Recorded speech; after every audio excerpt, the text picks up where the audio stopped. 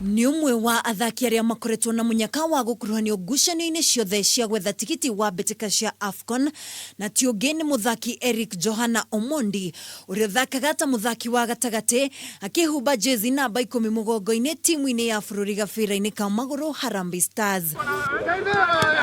Na hatari kuria marigu Eric Johanna agatariria haria rugendo rwake rwambiriirie gabira-ini ka maguru. I was born and raised in Mathare North.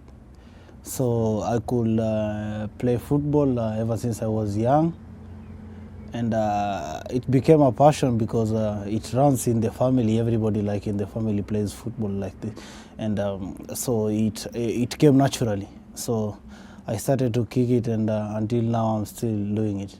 Na hihi wahota kwiyuria gitumi kinene giake gia kurumirira kiroto giake ari o munini kiaumire ku na haha agatutariria ciigie muru wa nyina urio nake wanathaka gabira ka maguru ihinda-ini rimwe muturire-ini wake. First team I played for was my brother's team, was called Golden Boys. Back then we had a team of very young boys, and we were playing in the local Maisa League.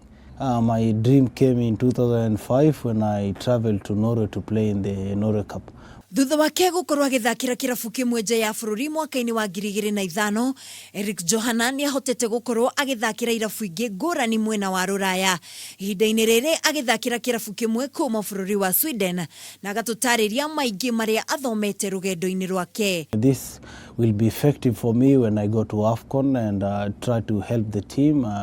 We're gonna work hard, and the little experience that I got from Europe, from Sweden, from playing in the Kenyan Premier League, this maybe can help me somewhere, yeah.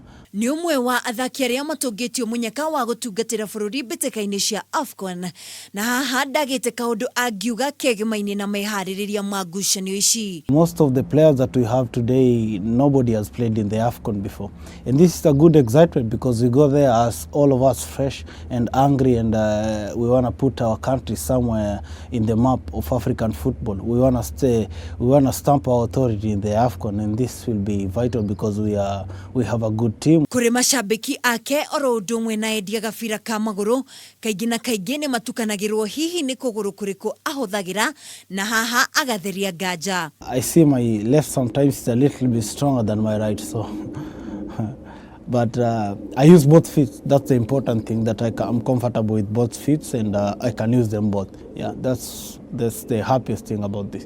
Yeah. Muthaki Eric Johanna egukorwo akiingira mafuku-ini ma kiririkano ari umwe wa aria matungatire bururi mbitika-ini cia AFCON cia mwaka wa 2019 na gukiri uguo agatariria muoroto munene wake guthaka ngucanio-ini ici. Zambia went once to the AFCON and won AFCON. This big inspiration. These are things that we look at, you know. And going forward, we put all hope in ourselves, and we train hard, we work hard, and it's all gonna be good. Na hihi ni kaundu kariku andu matoi kamwigie? I like cooking. As a normal lawyer, I go for chicken every day, and this is one of my favorite foods. With no chicken in a whole week, this is big problem for me.